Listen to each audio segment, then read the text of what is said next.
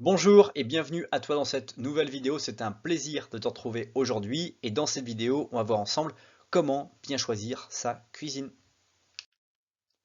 Choisir une cuisine, c'est toujours quelque chose de particulier parce que entre ce que nous apprécions, les produits que nous voyons et la somme de possibilités qui existent, il va falloir faire un choix en fonction du prix et des goûts et parfois même, disons les choses comme elles sont, du délai à laquelle l'ensemble des fournitures constituantes ces cuisines seront disponibles. Alors comment bien choisir cette cuisine? C'est ce que je me suis fixé comme objectif à travers cette vidéo. Alors qui je suis?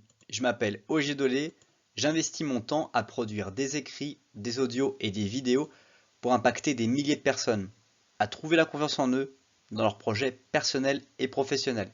Je t'invite dès maintenant à t'abonner à la chaîne YouTube pour ne pas rater les prochaines vidéos et redécouvrir les vidéos les plus populaires.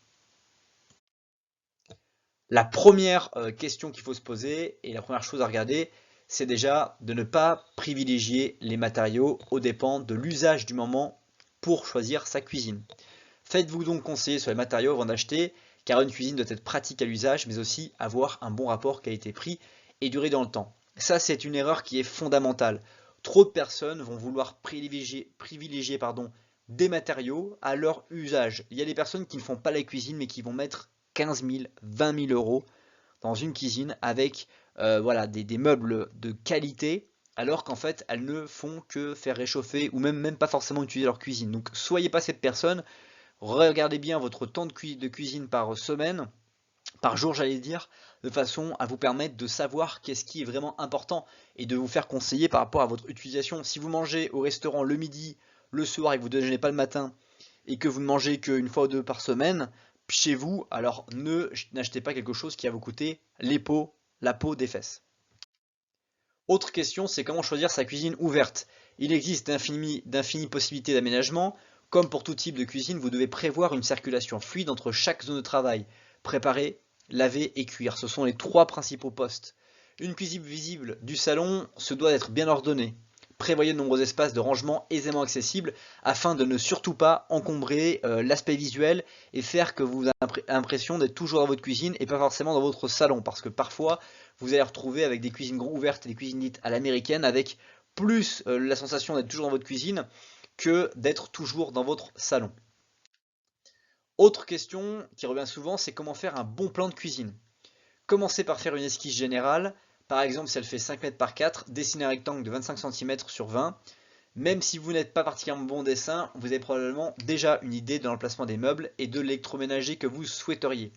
C'est extrêmement intéressant aussi dans votre négociation de savoir les différents meubles et les dimensions standards en fonction des marques que l'on va voir dans cette vidéo, par la suite de cette vidéo, parce que ça va avoir une importance sur le prix et un impact non négligeable sur le prix.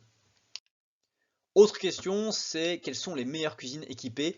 Eh bien, il y a différents types, notamment Cuisinity, qui vous délivre un comparatif des principaux cuisinistes de France, afin que vous puissiez faire votre choix. Il y a Ikea avec la plus longue garantie, Conforama, la cuisine au bon rapport qualité-prix, But, la cuisine qui est abordable, La Paire, le choix et la qualité, et enfin Igena, la cuisine qui est accessible. J'utilise des mots-clés plus ou moins commerciaux qui sont additionnés à ces cuisines. Mais avant cela, je t'invite à partager cette vidéo avec une personne à laquelle tu penses et à l'apprécier pour permettre à l'algorithme de valoriser cette vidéo. Merci. Une question aussi qui revient souvent dans les négociations, et c'est tout l'intérêt en fait de cette vidéo aussi, c'est quelle est la marge des cuisinistes. À l'instar de tout projet de création d'entreprise, l'endroit d'implantation affecte largement la rentabilité du commerce. Ainsi, un loyer très élevé pourra le plus souvent frapper son activité.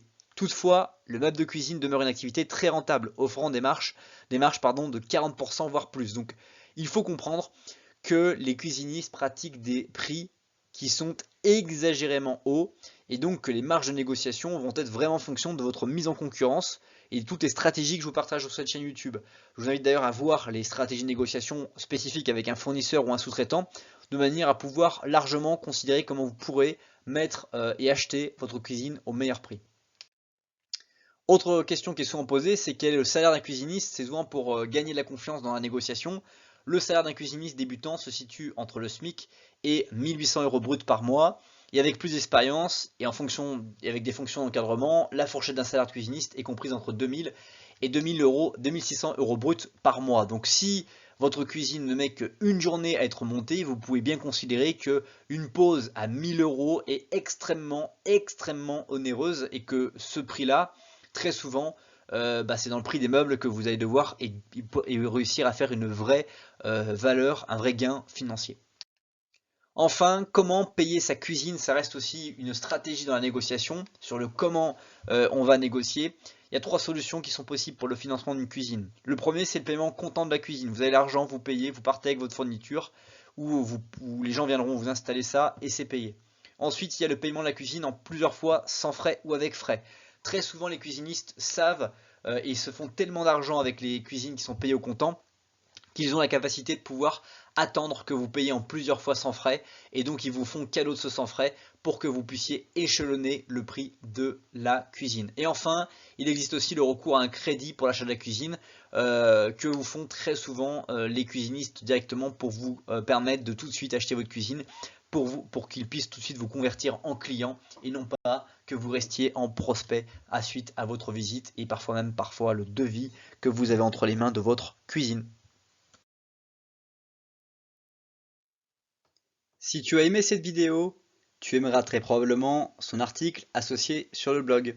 Le lien est dans la description juste en dessous.